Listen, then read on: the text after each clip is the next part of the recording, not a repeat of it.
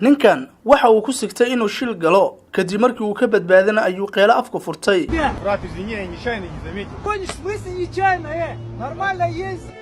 balse ninka kale ayaa muujiyay dulqaad iyo deganaan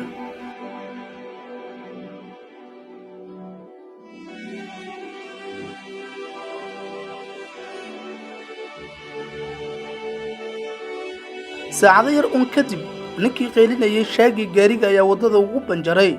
waxaana u baahday caawimaad hase yeeshee ma jirin gaari uu istaagay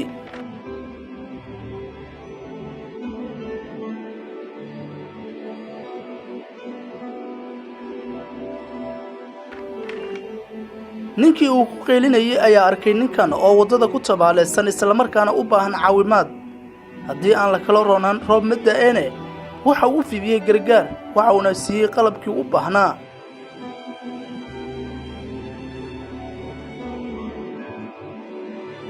durbadiiba ninkii qaladaadkiisa ayuu dib u soo xasuustay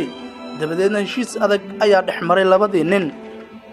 dhacdadan ayaa tilmaamaysa in aadaanuhu mararka qaar ay ka dhacaan qaladaad